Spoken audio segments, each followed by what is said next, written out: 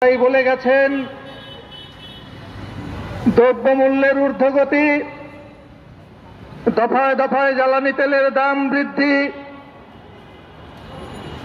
এবং বেলি রোডের অগ্নিকাণ্ডের কথা। প্রিয় নগরবাসী,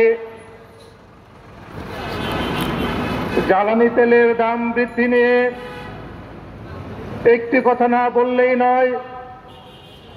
জ্বালানি তেলের দাম বৃদ্ধির আগে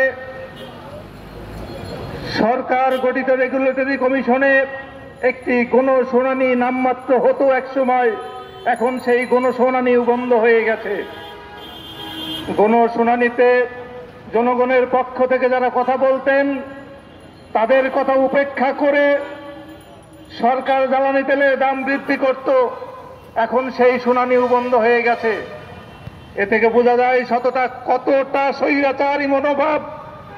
এ থেকে প্রতীয় মনে হয় সরকার কতটা জোর জবরদস্তি ভাবে এই জাতির ঘাড়ে চেপে বসেছে। সংগ্রামী সাথী ও বন্ধুরা, দফায় দফায় দ্রব্যমূল্যের ঊর্ধ্বগতি যে সিন্ডিকেটের কারসাজি, গভর্নমেন্ট যখনই এই সিন্ডিকেটের বিরুদ্ধে কথা বলে তখনই সিন্ডিকেট আরো শক্তিশালী হয়, তারা আরো নিজেদের অবস্থানকে সুদৃঢ় করে নেয়।